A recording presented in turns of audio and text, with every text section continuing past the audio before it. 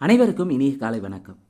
Olympia IAS academy சார்பாக இன்றைய வீடியோவில் நாம் பார்க்குள்ளது தினசரி நடப்பு நிகழ்வுகளிலிருந்து இனி வரும் காலங்களில் டெய்லி எக்ஸாம் பாயிண்ட் ஆஃபில் ரொம்ப முக்கியமாக நம்ம நடக்கக்கூடிய செய்திகளின் தொகுப்புகளாக தினசரியாக பார்க்கலாங்க. இனி வரும் காலங்களிலிருந்து குறிப்பாக நமக்கு எக்ஸாமை பொறுத்தவரையும் டிஎன்பிசி சிலபஸை பொறுத்தவரையும் 4 ஏரியாவிலேருந்து கரண்ட் அஃபேர்ஸ் டாப்பிக்கு ஜென்ரல் சிலபஸோடு அப்படியே ஆட் பண்ணியிருப்பாங்க. ஒன்று பார்த்திங்கன்னா சயின்ஸில் லாஸ்ட் லைனில் பார்த்திங்கன்னா சிலபஸில் பார்த்திங்கன்னா நடப்பு நிகழ்வுன்னு ஆட் பண்ணியிருப்பாங்க. Next one polity, next one geography, next one பார்த்திங்கன்னா தமிழ்நாடு அட்மினிஸ்ட்ரேஷன்ஸ், தமிழ்நாடு வளர்ச்சி நிர்வாகத்தில் அந்த இடத்துல பார்த்திங்கன்னா அங்கே கரண்ட் அஃபேர்ஸ் ஆட் ஆகிருக்கும். ஸோ நமக்கு டிஎன்பிசியை பொறுத்தவரை மெயினாக இந்த 4 ஏரியாவில் இருக்கக்கூடிய நடப்பு நிகழ்வு சார்ந்த ரிலேட்டடான தகவல்கள் செய்திகளை தெளிவாக படித்து வச்சுருக்கணும். ஏன்னா சிலபஸில் இதுக்கு முன்னே வரையும் டிஎன்பிசியில் தனியாக தந்திருந்தாங்க நடப்பு நிகழ்வுன்னு டாபிக் போட்டு. இப்போ என்ன பண்ணிட்டாங்கன்னா 4 ஏரியாவிலேருந்து நடப்பு நிகழ்வுன்னு ஆட் பண்ணியிருக்காங்க. அப்போ சயின்ஸ் இருக்குன்னா சயின்ஸில் இப்போ குரூப் 2 ப்ரிலிம்ஸ்க்கு 5 கொஸ்டின் இருக்குன்னா அதில் 4 கொஸ்டின் ஜென்ரலாக இருக்கும், ஒரு கொஸ்டின் கரண்ட் அஃபேர்ஸாக இருக்கும். அதே போல் பாலிட்டி ஏரியா இருக்குன்னா பாலிட்டி ஏரியாவில் 15 கொஸ்டின் இருக்குன்னா அது 15 பார்த்திங்கன்னா ஒரு 12 ஜென்ரலாக இருக்கலாம், இல்லை ஒரு 3 கரண்ட் அஃபேர்ஸாக ஆட் ஆகும். இப்படி ஒவ்வொரு ஏரியாவில் 4 ஏரியா தான் நமக்கு சிலபஸில் பார்த்திங்கன்னா நடப்பு நிகழ்வு சார்ந்து இருக்குது. ஸோ இன்று முதல் பார்த்திங்கன்னா தினசரியாக நடப்பு நிகழ்வுகளை குறிப்பாக தினமணி இந்து ஆகிய செய்தித்தாள்களின் ஒட்டுமொத்த தொகுப்பாக நம்ம பார்க்கலாங்க. அதனால் வீடியோஸை முழுமையாக பாருங்கள், ஸ்கிப் பண்ணாமல் பாருங்கள். மேலும் இந்த வீடியோக்கான இந்த பிடிஎஃப் பார்த்திங்கன்னா டெய்லி கொஸ்டின் பேப்பருக்கான டெய்லி கரண்ட் அஃபேர்ஸ்க்கான பிடிஎஃப் டெலகிராம் சேனலில் நம்ம அப்லோட் பண்ணிவிடுவோங்க ஈவினிங்குள்ளே. ஸோ யாரெல்லாம் இந்த பிடிஎஃப் வேணும்னு நினைக்கிறவங்க ஒலிம்பியா ஐஏஎஸ் அகாடமி டெலகிராம் சேனலில் ஜாயின் பண்ணிவிடுங்க. சர்ச் பண்ணிங்கனாவே நீங்கள் டெலகிராமில் போய்ட்டு சர்ச் பண்ணிங்கனாவே நம்ம சேனல் ஷோ ஆகும். அதில் சப்ஸ்கிரைப் பண்ணிவிட்டு நீங்கள் ரெகுலராக பயன்படுத்தக்கூடிய கரண்ட் அஃபேர்ஸை யூஸ் பண்ணிக்காங்க. ஜூன் 17, 2025 உங்களுடன் ஸ்டாலின் திட்டம். இது உங்களுடன் ஸ்டாலின் திட்டம்ன்றது என்னென்னா நேற்றைய செய்தியில் இருந்தது தான். கிட்டத்தட்ட ஒரு 10,000 சேவை முகாம்கள் நடத்த போகிறாங்க அப்படின்றத ஒரு செய்தியாக வெளியிட்டிருப்பாங்க. அதுக்கு பேர் உங்களுடன் ஸ்டாலின் திட்டம்னு சொல்லலாம். இந்த உங்களுடன் ஸ்டாலின் திட்டம்ன்றது மிக முக்கியமான கான்செப்ட் என்னென்னா கவர்மெண்ட்டுடைய சர்வீஸை அந்தந்த ஏரியாவில் இருக்கக்கூடிய அங்கேயே நடத்தி அதன் மூலமா மக்கள் யூஸ் பண்ணிக்கணும் அப்படின்றதான் உங்களின் ஸ்டாலின் திட்டத்தினுடைய மிக முக்கியமான அம்சம். இது எப்போ தொடங்குன்னு சொல்லியிருக்காங்கன்னா ஜூலை 15, 2025 தொடங்குன்னு சொல்லியிருப்பாங்க. தமிழ்நாடு முழுவதும் கிட்டத்தட்ட ஒரு 10,000 முகாம்கள் நடத்தப்படும் அனௌன்ஸ்மெண்ட் பண்ணியிருப்பாங்க. நமக்கு கரண்ட் அஃபேர்ஸை பொறுத்தவரையும் அப் டு குரூப் 1 வரையும் பார்த்திங்கன்னா மெயின்ஸ் தேர்வுக்கும் தமிழ்நாடு அட்மினிஸ்ட்ரேஷன் ரிலேட்டடான current affairs very very important. அதுக்கு அடுத்து பார்த்திங்கன்னா குரூப் 2A மெயின்ஸ்க்கும் நமக்கு கரண்ட் அஃபேர்ஸ் ரொம்ப பக்கபலமாக இருக்கும். அதனால் வீடியோஸை முழுமையாக பாருங்கள். ஸோ உங்களுடன் ஸ்டாலின்னு சொல்லலாம். 10,000 சேவை முகாம்கள் அரசின் சேவைகளை மக்கள் தங்கள் பகுதியிலேயே பெறும் வகையில் ஜூலை 15, 2025 முதல் தமிழ்நாடு முழுவதும் 10,000 முகாம்கள் நடத்தப்படும் என முதல்வர் மு.க. ஸ்டாலின் அவர்கள் அறிவிச்சிருப்பார். எப்போ அறிவித்தார்னா ஜூன் 16, 2025. மக்களின் குறைகளை தீர்க்க ஜூலை 15 முதல் மக்களினுடைய குறைகளை தீர்க்க ஜூலை 15லேருந்து தமிழ்நாடு முழுவதும் உங்களுடன் ஸ்டாலின் முகாம்கள் நடத்தப்படும். இதை நகரப்பகுதி கிராமப்பகுதின்னு 2ஆக பிரிக்கிறாங்க. நகரப்பகுதியை பொறுத்தவரையும் 3,768 முகாம்களும் கிராமப்பகுதியை பொறுத்தவரையும் 6,232 முகாம்கள் என 10,000 முகாம்கள் நடத்தப்பட உள்ளது. இந்த உங்களுடன் ஸ்டாலின் முகாமில் எல்லாவற்றிலும் என்னென்னா மருத்துவ முகாம்கள் நடத்தப்படும். மெடிக்கல் கேம்பும் கட்டாயம் இந்த உங்களுடன் ஸ்டாலின் முகாமில் இருக்குது. நகரப்பகுதிகளில் 13 அரசு துறைகளின் 43 சேவைகள் திட்டங்கள் உங்களை தேடி வரும். அதே போல் கிராம பகுதிகளில் 14 அரசு துறைகளின் 46 சேவைகளை உங்களுடன் ஸ்டாலின் முகாம் மூலமாக பெற முடியும். இதில் இந்த உங்களுடன் ஸ்டாலின் முகாமில் ஸ்பெஷலாக கலைஞர் மகளிர் உரிமை தொகை திட்டத்தில் யாரெல்லாம் விடுபட்டிருக்காங்களோ அந்த நபர்களும் இந்த உங்களுடன் ஸ்டாலின் முகாமில் அப்ளை பண்ணலாம். அதில் தகுதியில் பெண்கள் இந்த முகாமில் அப்ளை பண்ணிவிட்டு 45 நாட்களுக்குள் முடிவெடுக்கப்பட்டுன்னு சொல்லியிருக்காங்க. இந்த உங்களுடன் ஸ்டாலின் முகாமை பொறுத்தவரை ஜூலை செகண்ட் வீக்கில் ஸ்டார்ட் பண்ணி அக்டோபர் மாதம் முழுமையாக 10,000 முகாம்கள் நடத்தப்படும்னு சொல்லியிருக்காங்க. உங்களுடன் ஸ்டாலின் முகாம் அதுதான் மெயின். அப்போ உங்களுடன் ஸ்டாலின் முகாம்னாவே நமக்கு என்ன கான்செப்ட் எப்போ தொடங்க போகிறாங்க? July 15, 2025 first key point. அடுத்து எப்போ அனௌன்ஸ்மெண்ட் பண்ணாங்கன்னா ஜூன் 16, 2025 மெயினாக வந்து நமக்கான சேவை, இப்போ பீப்புள்ஸ்க்கு இருக்கக்கூடிய குறைகளை தீர்ப்பதற்காக இந்த முகாமெல்லாம் நடத்துகிறாங்க. 10,000 முகாம்கள். அதில் சிட்டியை பொறுத்தவரையும் 3,768 முகாம், வில்லேஜை பொறுத்தவரையும் 6,232 முகாம்கள் என மொத்தம் 10,000 முகாம்கள் நடத்த போகிறாங்க. இது இல்லாமல் இதில் எல்லா கேம்ப்லேயும் மெடிக்கல் கேம்ப்பு கூடவே நடத்த போகிறாங்க அப்படின்னு சொல்லியிருப்பாங்க.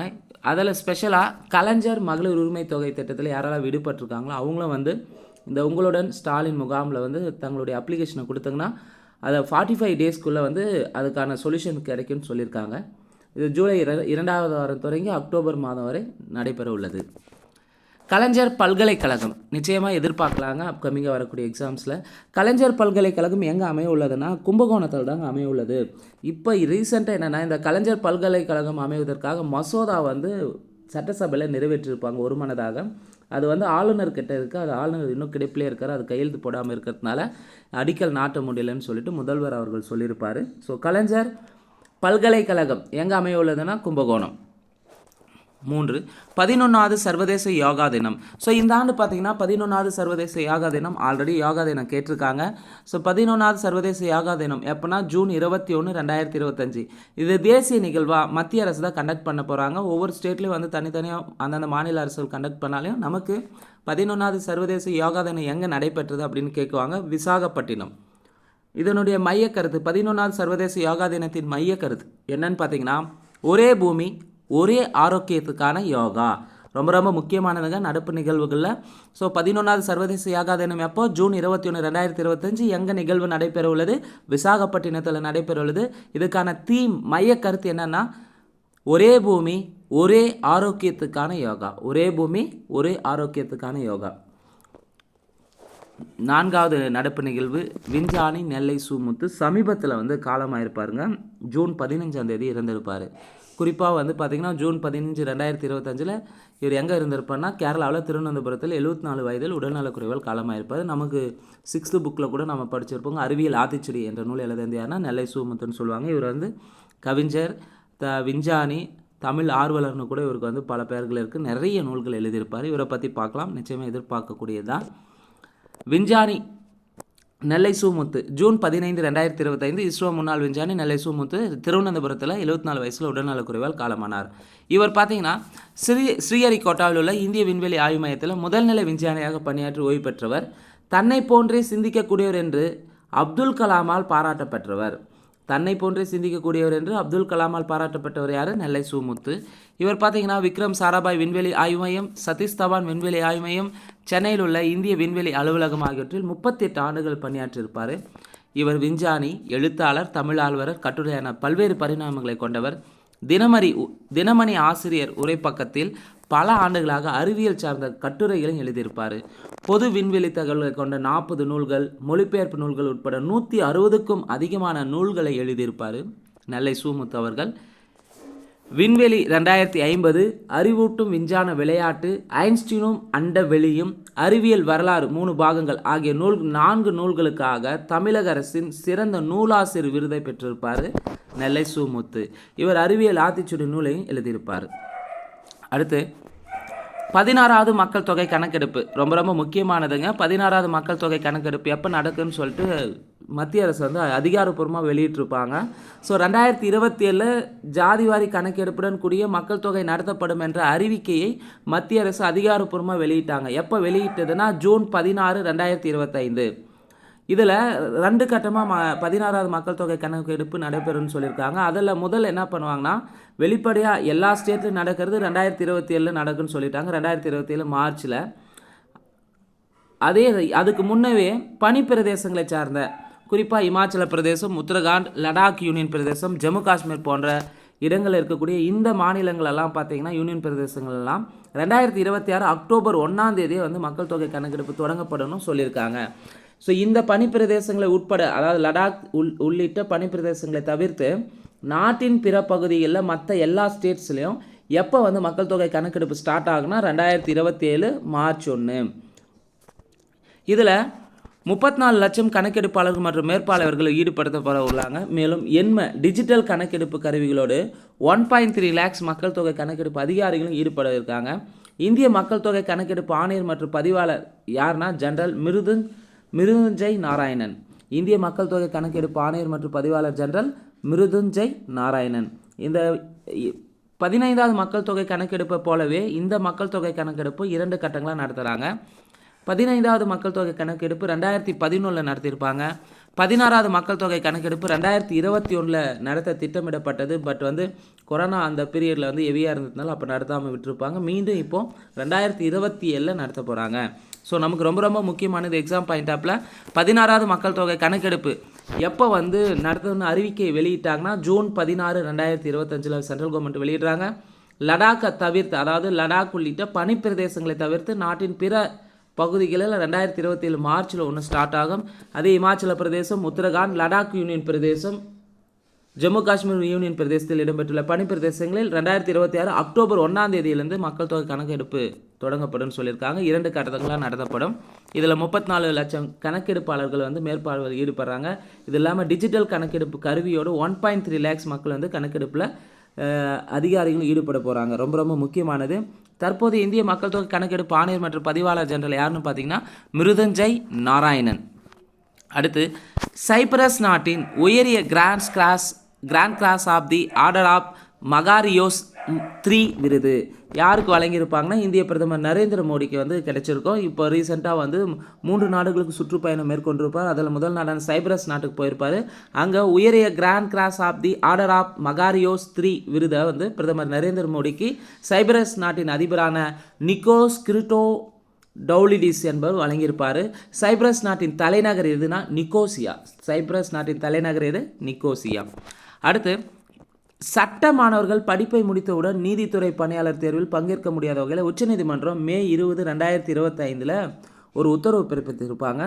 பாலிட்டி ரிலேட்டடாக என்ன பண்ணியிருப்பாங்கன்னா, இப்போ டைரெக்டாக லா முடிச்சுட்டு வராங்க அப்படின்னா அவங்க டைரெக்டாக எக்ஸாம் நீதித்துறை பணியாளர் தேர்வில் பங்கேற்க முடியாது. அவங்க ஒரு 3 வருஷம் ட்ரைனிங்கை கம்ப்ளீட் அட்வொகேட்டாக பணியாற்றிருக்கணும் அப்படின்னு சொல்லிட்டு உச்சநீதிமன்றம் மே 20, 2025 ஒரு முக்கியமான தீர்ப்பு தந்திருப்பாங்க. அதுதான் இங்கே கவனிக்கத்தக்கதாக இருக்குது. இதுக்காக சட்டமானவர்களெல்லாம் அப்பீல் பண்ணியிருக்காங்க இந்த தீர்ப்பை எதிர்த்து. இது ஆர்டிகல் 14 அது 14 மீறர் மாதிரி இருக்குது. இதை கேன்சல் பண்ண அப்படின்னு சொல்லியிருப்பாங்க. பட் அது நிலுவையில் இருக்குது. நமக்கு இங்கே மெயினாக உச்சநீதிமன்றம் எப்போ தீர்ப்பு தந்தாங்க 2025 என்னன்னா, நீதித்துறை பணித்தேர்வுக்கு விண்ணப்பிக்கும் அனைத்து தரப்பு மாணவர்களுக்கும் ஒரே மாதிரியான 3 ஆண்டுகள் வழக்கறிஞர் பயிற்சி கட்டாயம் என உச்சநீதிமன்றம் தீர்ப்பு வழங்கியிருக்காங்க. அடுத்து அரிய வகை கனிமங்கள். ஸோ இந்த அரிய வகை கனிமங்கள்ன்றது ரொம்ப ரொம்ப முக்கியமானது. சயின்ஸ் அண்ட் டெக்கில் ஜாகிரபிக்கு ரிலேட்டடாக அரிய வகை கனிமங்கள் குறிப்பாக எதெல்லாம் அரிய வகைனா ஒரு 7 வகையான அரிய வகை கனிமங்கள் இருக்குது உலகில். அதில் சமாரியம், டெர்பியம் மற்றும் டிஸ்போரோசியம் உட்பட பூமியில் அகழ்ந்தெடுக்கப்படக்கூடிய 7 வகை கனிமங்கள் மீது என்ன பண்ணியிருக்காங்கன்னா சீனா லாஸ்ட் ஏப்ரலில் ஏற்றுமதி கட்டுப்பாடுகளை விதிச்சிருக்காங்க. ஏன் அப்படின்னா இந்த அரிய வகை கனிமங்கள் 7 கனிமங்களில் பெரும்பான்மையாக எக்ஸ்போர்ட் பண்ணக்கூடிய நாடாக எது இருக்குன்னா சீனா தான் இருக்குது. ஸோ அதனால் இதுக்காக ஏற்றுமதிக்கான சில கட்டுப்பாடுகளை விதிச்சிருக்காங்க. ஸோ இந்த அரிய வகை கனிமங்கள் எதுக்கெல்லாம் யூஸ் ஆகுனா மின்சார மோட்டார், பிரேக் அமைப்பு, அறிதிறன் பேசி, ஏவுகணை, வீட்டு உபயோகப் பொருட்கள் ஆகியவற்றின் உற்பத்தியில் முக்கியத்துவம் வாய்ந்த இந்த பொருட்களில் 90% அதிகமான சர்வதேச விநியோகத்தை சீனா தான் எக்ஸ்போர்ட் பண்ணுறாங்க. ஸோ அதனால தான் இந்த அரிய வகை கனிமங்களுக்கு ஏற்றுமதியில் சில கட்டுப்பாடை சீனா விதிச்சிருக்காங்க. இது இந்திய அளவில் மின்சார மோட்டார் ரிலேட்டடாக பெரிய பாதிப்பை ஏற்படுத்தும். இதுக்கு உடனடியாக பேச்சுவார்த்தை மூலமாக தீர்வு காணணும்னு சொல்லிட்டு இந்த மோட்டார் வாகனம் தொடர்பான அமைப்புகளெல்லாம் மத்திய அரசுக்கிட்ட கோரிக்கை வச்சுருக்காங்க. நமக்கு இங்கே அரிய வகை கனிமங்கள்னால் மொத்தம் 7 இருக்குது. யார் அதிகமாக எக்ஸ்போர்ட் பண்ணுறாங்கன்னா சைனா. அடுத்தது 13வது மகளிர் உலகக்கோப்பை கிரிக்கெட் போட்டி. மிக முக்கியமான ஒரு நடப்பு நிகழ்வு கூட, ஸ்போர்ட்ஸ் ரிலேட்டடான 13வது மகளிர் உலகக்கோப்பை கிரிக்கெட் போட்டியை நடத்த நாடு எதுனா இந்தியா தான் நடத்துகிறாங்க. எப்போ நடக்குதுன்னா செப்டம்பர் 30 நவம்பர் 2 வரை 2025. இதில் குறிப்பாக மகளிர் உலகக்கோப்பை 13வது மகளிர் உலகக்கோப்பையில் பாகிஸ்தான் விளையாடும் ஆட்டங்கள் மட்டும் இலங்கையில் நடத்துகிறாங்க. குறிப்பாக கொழும்பு நகரில் திட்டமிட்டிருக்காங்க. இந்த 13வது மகளிர் உலகக்கோப்பை கிரிக்கெட் போட்டியில் மட்டும் 8 அணிகள் பங்கேற்க போகிறாங்க. அடுத்து பிரிட்டனின் உளவு அமைப்பான MI6 புதிய தலைவராக ஒரு முதல் பெண் நியமிக்கப்பட்டிருக்காங்க. ரொம்ப ரொம்ப முக்கியமானது இன்டர்நேஷ்னல் அஃபேரில். பிரிட்டனின் உளவு அமைப்பான MI6 புதிய தலைவர் பிளேஸ் மீட்டர் வெளி நியமனம். ஸோ இந்த பிரிட்டன் உளவு அமைப்பில் முதல் முறையாக ஒரு பெண்ணை தலைவராக நியமிச்சிருக்காங்க, கவனிக்கத்தக்கது. அடுத்து புதிய விரிவான சிற்றுந்து திட்டம் அடுத்து ரொம்ப மிக முக்கியமான திட்டம் வந்து பார்த்திங்கன்னா புதிய விரிவான சிற்றுந்து திட்டம். சமீபத்தில் வந்து பார்த்திங்கன்னா சிற்றுந்து திட்டத்தை வந்து தமிழ்நாடு முழுவதும் வந்து செயல்படுத்தியிருப்பாங்க. இந்த திட்டம் ரொம்ப ரொம்ப முக்கியமானது. எக்ஸாம் பாயிண்ட் ஆஃபில் தமிழ்நாடு அட்மினிஸ்ட்ரேஷனில் சிற்றுந்து திட்டம். அப்போ ஏற்கனவே புதிய விரிவான சிற்றுந்து திட்டம்னா முதல்ல சிற்றுந்து திட்டம் எப்போ தொடங்கினாங்க அதை பற்றி நமக்கு தெரிஞ்சிருக்கணும். இப்போ இது புதிய விரிவான சிற்றுந்து திட்டமும் எப்போ தொடங்கினாங்க, ஸோ எந்த டேட்டில் தொடங்கினாங்கன்றது நமக்கு மிக முக்கியமாக தெரிஞ்சிருக்க வேண்டியது. பேருந்து வசதி கிடைக்காத இடங்களில் வசிக்கும் மக்கள் பயன்பெறும் வகையிலான புதிய விரிவான சிற்றுந்து திட்டம் 2024 படி புதிய சிற்றுந்துகள் சேவையை முதல்வர் மு.க. ஸ்டாலின் அவர்கள் தஞ்சாவூரில் ஜூன் 16, 2025 தொடங்கி வச்சார். ஜூன் 16, 2025 தொடங்கி வச்சார். அப்போ புதிய விரிவான சிற்றுந்து திட்டத்தை பொறுத்தவரையும் மெயினாக வந்து பஸ் ஃபெசிலிட்டி இல்லாத இருக்கக்கூடிய குக்கிராமங்களை டார்கெட் பண்ணி இந்த சிற்றுந்து மினி பஸ் திட்டத்தை தொடங்கி வச்சுருப்பாங்க. எங்கே தொடங்கினாங்கன்னா பார்த்தீங்கன்னா தஞ்சாவூரில் தொடங்கி வச்சுருப்பாங்க ஜூன் 16, 2025. அப்போ புதிய விரிவான சிற்றுந்து திட்டம்னா சிற்றுந்து திட்டம் ஏற்கனவே செயல்படுத்தி இருந்திருக்காங்க. எப்போ தொடங்கப்பட்டது சிற்றுந்து திட்டம்னா 1997 தொடங்கியிருப்பாங்க. இதன்படி மாவட்டத்துக்கு 250 மினி பஸ்ஸு அனுமதி என்ற அடிப்படையில் பேருந்து இயக்கப்படாத வழித்தடத்தில் 16 கிலோமீட்டர் மற்றும் பேருந்து இயக்கப்படும் வழித்தடத்தில் 4 கிலோமீட்டர் என 20 கிலோமீட்டருக்கு என்ற அளவில் வழித்தடம் நீட்டிப்பு செய்து ஏற்கனவே வந்து மினி பஸ் வந்து இயக்கிட்டு வந்திருந்தாங்க. இந்த புதிய விரிவான மினி பஸ் திட்டத்தின் மூலமாக, அதாவது சிற்றுந்து திட்டத்தின் மூலமாக 2024 ஜனவரி 23 வெளியிட்டிருப்பாங்க. புதிய விரிவான சிற்றுந்து திட்டம் எப்போ வெளியிட்டாங்கன்னா 2024 ஜனவரி 23 வெளியிட்டிருப்பாங்க. அதில் சில திருத்தங்களை மேற்கொண்டு ஏப்ரல் 28, 2024 மீண்டும் வெளியிட்டிருப்பாங்க. இப்போ இந்த திருத்தத்தின் மூலமாக புதிய விரிவான சிற்றுந்து திட்டத்தில் 100க்கும் மேற்பட்ட மக்கள் தொகை கொண்ட குக்கிராமங்களை நகரப்பகுதிகள் இணைக்கும் விதமாக அதிகபட்ச வழித்தொடர்பை ஏற்கனவே 20 கிலோமீட்டர் இருந்ததை எக்ஸ்டெண்ட் பண்ணியிருப்பாங்க. 25 கிலோமீட்டராக உயர்த்தி வழித்தட நீட்டிப்பு செய்து அதில் பேருந்து இயங்காத வழித்தடங்களில் குறைந்தபட்சம் 65% என இயக்க வழிவகை செய்யப்பட்டிருப்பாங்க. இந்த திட்டத்தின் கீழ் 2094 புதிய வழித்தடங்கள் மற்றும் புதிய திட்டத்துக்கு மாறுதல் செய்யப்பட்ட 1009 வழித்தடங்கள் என மொத்தம் 3103 வழித்தடங்கள் கண்டறியப்பட்டுள்ளது. அது ரொம்ப ரொம்ப முக்கியமானது. அப்போது தமிழ்நாட்டில் பேருந்து வசதியே இல்லாத கிராமங்களை நகரத்தோடு இணைக்கிறதுக்கான மிக முக்கியமான திட்டம் தான் இந்த புதிய விரிவான சிற்றுந்து திட்டம். அது ரொம்ப ரொம்ப முக்கியமானது. தஞ்சாவூரில் தொடங்கி வச்சிருப்பார் ஜூன் 16, 2025. இந்த திட்டத்தின் மூலமாக தமிழக மக்களுக்கு பேருந்து இயக்கப்படாத 25,708 கிலோமீட்டர் தொலைவுகளுக்கு புதிதாக பேருந்து வசதி கிடைக்கும் ஒரு ஆப்பர்ச்சுனிட்டி கிடைச்சிருக்கு. ரொம்ப ரொம்ப முக்கியமானது. அடுத்தது யூபிஐ மூலமாக பணத்தை ஒரு வங்கிக்கு மற்றொரு வங்கிக்கு வந்து கணக்கு செலுத்தும் அதிவிரைவு முறை வந்து நடைமுறைப்படுத்தியிருக்காங்க. எவ்வளோ செகண்டில் 10 செகண்ட்ஸில் 10 வினாடிகளில் பணத்தை ஒரு வங்கி கணக்கிலிருந்து மற்றொரு கணக்குக்கு மாற்றும் அதிவிரைவு முறை நடைமுறைக்கு வந்திருக்கு. எப்போனா ஜூன் 16, 2025 முதல் யூபிஐ மூலம் 10 வினாடிகளில் பணத்தை ஒரு வங்கி கணக்கிலிருந்து மற்றொரு கணக்குக்கு மாற்றும் அதிவிரைவு முறை வந்து அமெண்ட்மெண்ட் ஆகிருக்கு. எப்போ இருந்ததுன்னா ஜூன் 16, 2025. அப்போ இதுக்கு முன்னே வந்து டிரான்சாக்ஷன் பண்ணுறது எவ்வளோ அதிகபட்சமாக டைம் எடுத்துக்கன்னா 30 செகண்ட்ஸ், அதாவது 30 வினாடிகள் எடுத்துக்கொள்ளும். அதே போல் பெற்ற பணத்தை திருப்பி அனுப்புவதற்கு 10லேருந்து 15 வினாடிகள் கிடைத்துவிடும்.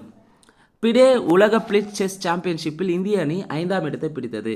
பிடே உலக பிளிட்ஸ் செஸ் சாம்பியன்ஷிப் இந்திய அணி 5ஆம் இடம் பிடித்திருக்கும். இது அதாவது ஜூன் 17, 2025 நடந்த மிக நடப்பு நிகழ்வின் முக்கிய தொகுப்பில் நம்ம பார்த்துருக்குறோங்க.